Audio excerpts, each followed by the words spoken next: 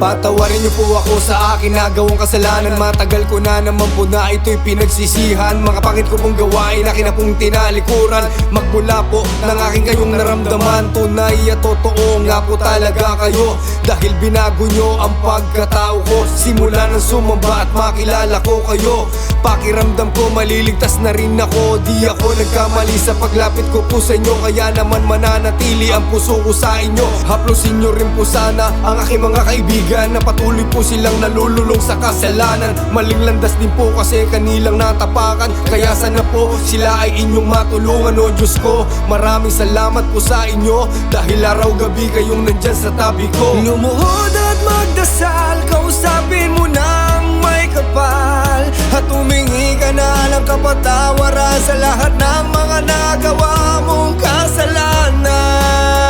Magtiwala ka lang, magtiwala ka lamang sa Kanya. Ang kasalanan na nagawa mo ay di mo maitatago, dahil nakarehistro sa taas sa pangalan mo. Kahit anong gawin mo at saan ka man magtago, alam ng Diyos kung sino ka at ano nagawa mo. Kaya ang tanging susi at paraan para mapatawad ka, buksan mo ang Biblia at makinig ka ng mga salita niya. Manampalataya at sundin mo ang mga pinag-uutos, kagaya na lang ng 10 utos ng Diyos. Huwag mong labagin o di sundin ang mga bagay na yan. Kung ayaw mo na ikaw ay kanyang parusahan, maging isang mabuti tayong tao, huwag ka sa demonyo. Kung ayaw mo sunugin ang katawan mo sa impyerno, kaya't hanggat maaga pa ikaw na ay magbago, para ang punta mo sa langit di sa impyerno. Walang hanggang buhay ang ating matatamasan, basta't manalig ka lang sa ating kataas-taasan. Lumuhod at magdasal, kausapin mo ng may kapal, at humingi ka na ng kapatawaran sa lahat ng mga nagawa mong kasalanan.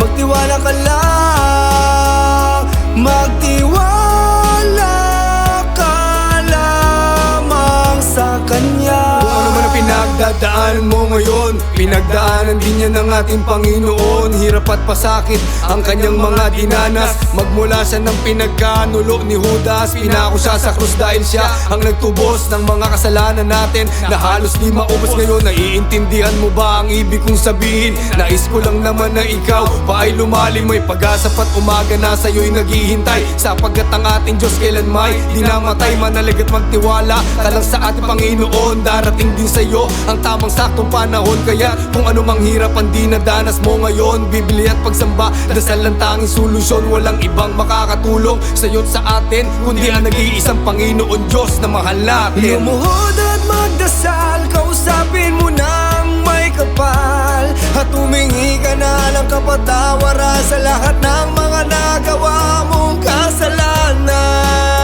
Magtiwala ka lang, magtiwala ka lamang sa Kanya. Lumuhod at magdasal, kausapin mo ng may kapal, at humingi ka na ng kapatawaran sa lahat ng mga nagawa mong kasalanan.